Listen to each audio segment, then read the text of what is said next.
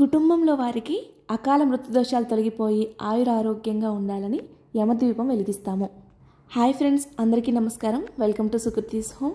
మనం దీపావళికి ముందు వచ్చే ధనత్రయోదశి రోజున యమదీపం వెలిగిస్తాము. అయితే అసలు యమదీపం ఎప్పుడు వెలిగించాలి, ఎందుకు వెలిగిస్తాము, ఆ తర్వాత వాటన్నిటిని ఏం చేయాలి, వీటన్నిటి గురించి ఈరోజు వీడియోలో తెలుపుతాను. యమదీపాన్ని సాయంకాలం సమయంలో వెలిగిస్తాము.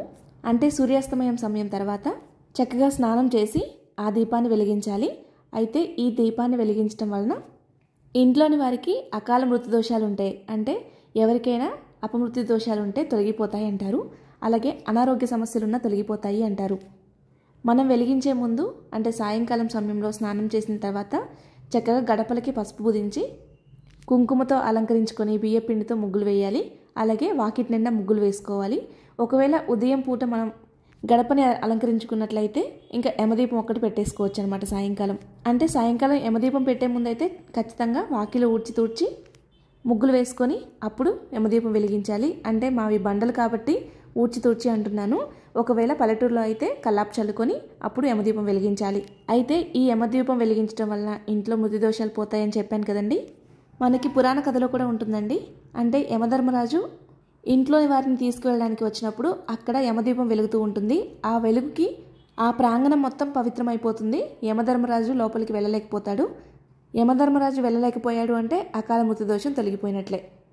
అయితే ఈ దీపాన్ని ధనత్రయోదశి రోజు వెలిగించాలి అని చెప్పాను కదా. ఈసారి అయితే అక్టోబర్ 18వ తేదీ ధనత్రయోదశి శనివారంతో వచ్చింది. అంటే శని త్రయోదశి అని కూడా అంటాము. ఆ రోజున యమదీపం వెలిగించడం చాలా మంచిది. అంటే యమదీపం వెలిగించడానికి మనం నువ్వుల నూనెతో దీపారాధన చేస్తాం కదా, అది శని త్రయోదశికి కూడా చాలా మంచిదన్నమాట. శని త్రయోదశి రోజు కూడా నువ్వుల నూనెతో దీపారాధన చేస్తే చాలా మంచిది. అయితే ఈ దీపాన్ని ఖచ్చితంగా ఇంటి ముందే వెలిగించాలండి. ఇంటి ముందు గడప ముందు వెలిగించుకోవాలి. గడప ముందు ఒకవైపేమో యమదీపం వెలిగించుకోవడానికి పసుపుతో అలికి సిద్ధం చేసుకోవాలి. ఇంకోవైపు నార్మల్గా దీపారాధన వెలిగించాలి, అంటే దీపం వెలిగించాలి. మనం కార్తీక పౌర్ణమి రోజున కార్తీక మాసంలో దీపం వెలిగిస్తూ ఉంటాం కదా, అదే దీపారాధన చేయాలి. ఒకవేళ ఇన్ కేస్ ధనత్రయోదశి రోజున యమదీపం పెట్టడం మీకు కుదరలేదు అనుకుంటే యమద్వితీయ రోజు కూడా వెలిగించవచ్చు. అంటే భగిని హస్త భోజనం అంటారు కదా, ఆ రోజు యమద్వితీయం, ఆ రోజు కూడా వెలిగించవచ్చు. దీపావళి తర్వాత సెకండ్ డే అవుతుంది. యమదీపం వెలిగించే దగ్గర కుబేర ముగ్గు వేసుకోవాలి. కొంతమంది యమదీపాన్ని గోధుమ పిండితో కూడా వెలిగిస్తారు, అలా కూడా చేయొచ్చు. ప్రమిదల్లో కూడా వెలిగించవచ్చు. ఇంట్లో ఎవరైనా ఎప్పటి నుండో అనారోగ్య సమస్యలతో ఇబ్బంది పడుతున్నా, కొంతమంది ముసలి వాళ్ళు మంచంలోనే ఉంటూ ఉంటారు కదా, అటువంటి వారు ఉన్నప్పుడు కూడా ఖచ్చితంగా యమదీపం వెలిగించడానికి ప్రయత్నించండి. ఆరోగ్యంలో మార్పులు చూడొచ్చు, అంటే అనారోగ్య సమస్యలు మెరుగుపడచ్చు. ఇది చాలా చిన్న పూజ అండి. మనకి మొత్తం ఒక 10 నిమిషాలు పడుతుందేమో, కానీ ఫలితం మాత్రం చాలా బాగుంటుంది. తెలుసు కదండి, కుబేర ముగ్గు వేసినప్పుడు బయట గడులు పసుపుతో, లోపల గడుగులు కుంకుమతో నింపాలి. అలాగే ఏ ముగ్గు వేసినా సరే మనం చుట్టూ 4 వైపులా బంధనాలు గీయాలండి.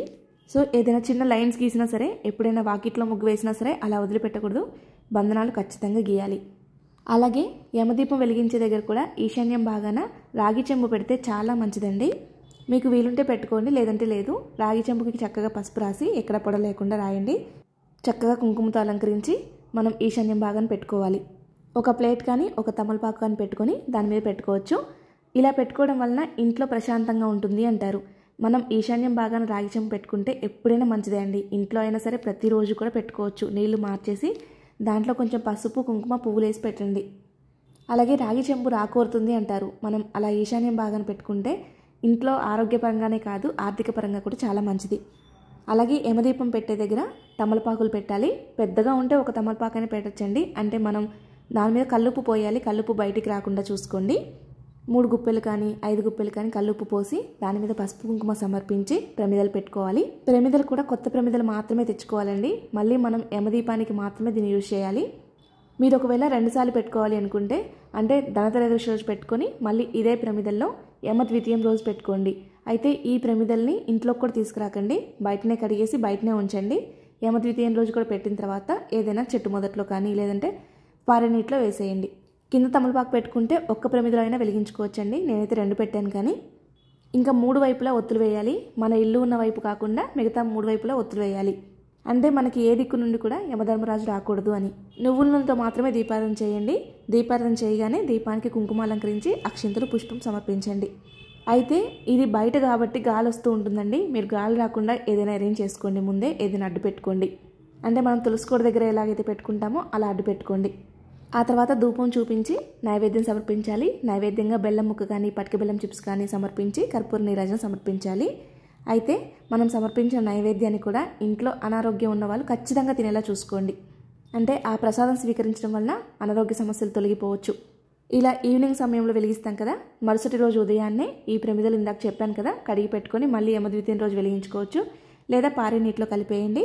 అలాగే కల్లుప్పు కూడా అంతే అండి, పారే నీటిలో కలిపేయాలి. రాగి చెంబుని ఇంట్లో వాడుకోవచ్చు. దాంట్లో నీటిని ఎవరు తొక్కని ప్రదేశంలో అంటే చెట్టు మొదట్లో పోసేసి రాగి చెంబుని ఇంట్లో ఉపయోగించుకోవచ్చు. ఇలా చాలా తేలిగ్గా యమదీపాన్ని వెలిగించడం వలన చాలా సమస్యలు దూరం అవ్వచ్చు. ధనత్రయోదశి రోజు లక్ష్మీ పూజ చేయాలి అనుకుంటే మీరు ఇంట్లో లక్ష్మీ పూజ సాయంకాలం చేస్తారు కదా, దాని తర్వాత ఈ దీపాన్ని వెలిగించండి. ఈ వీడియో మీలో చాలా మందికి యూజ్ అవుతుంది అనుకుంటున్నాను. అలాగే మీకు నచ్చింది అనుకుంటున్నాను. ఈ వీడియో కానీ మీకు నచ్చినట్లయితే లైక్ చేయండి. మీ స్నేహితులకి బంధువులకి షేర్ చేయండి. మరిన్ని వీడియోస్ కోసం మన ఛానల్ సబ్స్క్రైబ్ చేసుకోండి. ధన్యవాదములు.